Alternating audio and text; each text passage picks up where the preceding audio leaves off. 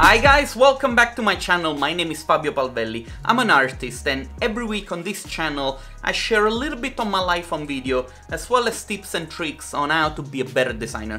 So if this is your first time here, please do consider subscribing. Today we are going to answer a question. How do I make my clients stop asking for modifications to their projects? Let's roll the intro.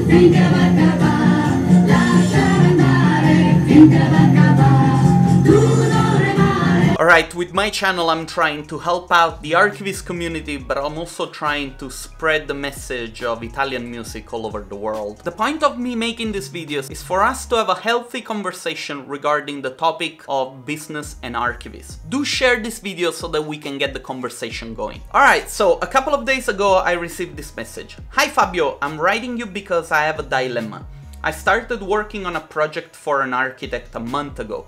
He asked for 3 images for a medium building, I'm guessing it's a medium-sized building, and I made an offer for 3K, which he accepted. Okay, so that means 3 images, 1K per image. He told me the project had to be finished in 1 week. After the project was done, he asked me to Photoshop it in the context. After that, he was not happy, so he asked me to build the context and render it. He then asked to change the context again because he wanted more focus on the building.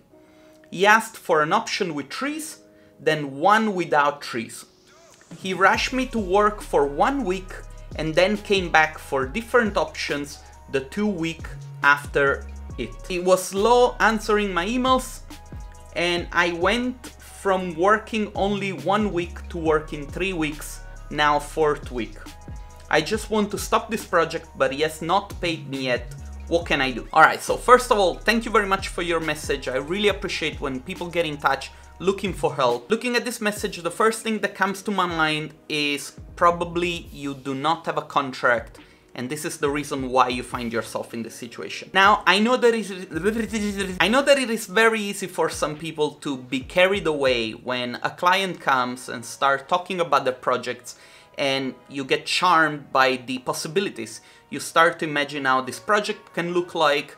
You start to think, oh my god, I cannot wait to have this project in my own portfolio. And there is nothing wrong with that. It's just that you will have to learn, especially if you're a new person in the business, that you have to manage your client expectations, lower them, and then meet them and exceed them with your work. Now, this is a little bit of a weird concept to assimilate at first, but when you get the hang of it, you will see that this is a great tool that you can use to make your clients happy. So I'm gonna go out on a limb and think that you did not make a contract, and this is the reason why you should always make a contract. Sometimes when I talk to people about making contracts, they always think about very complex structured documents that the client has to sign and then send back, scan, and so on and so forth. And yes, this is ideally the best situation, but sometimes all you need is to prepare an email and ask the client to reply to that email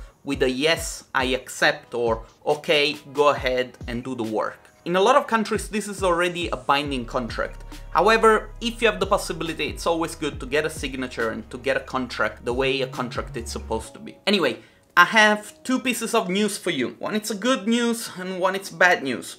The bad news is that probably there is very little that you can do at this stage, and you should just try to, if it's worth it for you to finish the project, maybe never work with that person ever again, because it will be difficult for that person to adjust to new conditions that you might offer in the future. The good news is that this is going to be a very important learning moment for your career. Recently, I've been talking to a lot of people that are starting to implement a one change policy in their contracts. Basically what they do, they sell the client a solution, so to say, and not like renderings. What do I mean by that? If you sell a solution, you're basically presenting your product to the client as some sort of result of a consulting process between the two of you. You can start pricing your work per solution and not per image. I'm going to make a video about this idea of not pricing your work per image, but this is not going to be this time. For now, suffice to know that you should think about the work that you do as consulting work and not like image making, because the idea of image is a very broad concept and it's very difficult to define when an image is ready, especially if the client is going to try to push you to do more and different options and better options and try different things, and it's never gonna stop. Okay, so first of all, let's talk about contracts and let's look at what contracts need to include. So each contract can be very different and you can tailor make a contract according to your needs. However, there are 3 components that you need to have all the time. The first component is a project description. In this case, your client has asked for 3 images, so in the description you need to put that.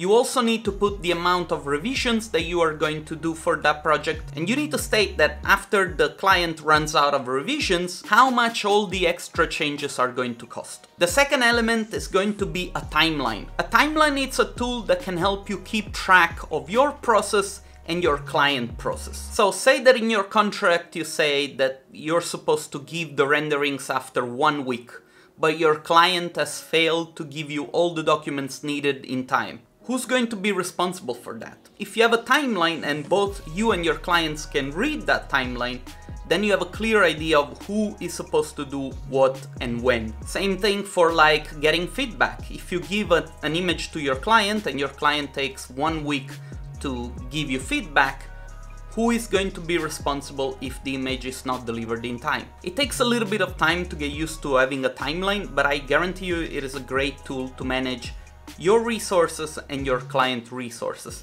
And if you do it well, I guarantee you that your clients will be happy about it. The third element that you need to have is a deadline. And I've already mentioned that. I usually, in my contracts include 2 deadlines. One is for when I have to hand in the final images. And the second one, it's a more inclusive deadline, if that makes any sense, where you tell your client that after a certain date, you won't be able to work on that project anymore. So in case some changes take a little bit too long for them to get back at you and for you to work on them, you can simply say, look, the deadline is over, I need to push back other projects. If you want those extra changes, you'll have to pay me. And of course, it goes without saying that every single contract cannot be accepted without a down payment. I personally accept 50%.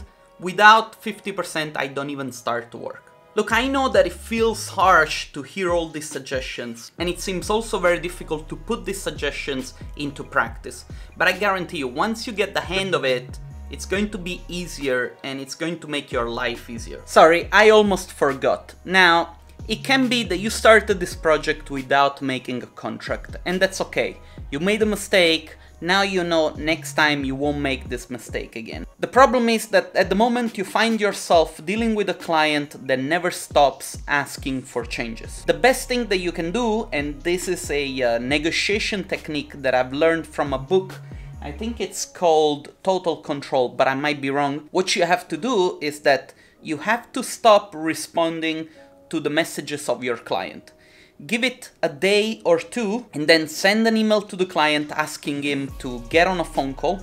When you get on the phone with this person, ask this person to collect all his ideas and all his preposition for its project. Tell him that you are going to make a final version based on all the latest inputs that he has been giving you, and tell him that you are going to deliver the last modifications that you can afford, because basically you've been working longer than you expected and you need to move on onto other projects. If you are in this situation, probably don't even have a contract, probably the guy didn't even make a down payment for the work that you have done. The best thing for you to do before you hang up on that phone call, you'll say, listen, I need you to pay at least 50% of the full amount before I deliver the final images, before I deliver the final modifications. This technique, it works. I've tried it myself, but of course you don't want to get there. You want to make sure next time that you have a contract and that everything runs smoothly according to the contract. I really hope this helps. Let's get to the conclusion. Anyway, I really hope you guys find this piece of content interesting and helpful. Do not forget to like, subscribe and share this video and get the conversation going. See you guys next week. Also, I should tell you, this microphone makes me look professional, but it's not even plugged in.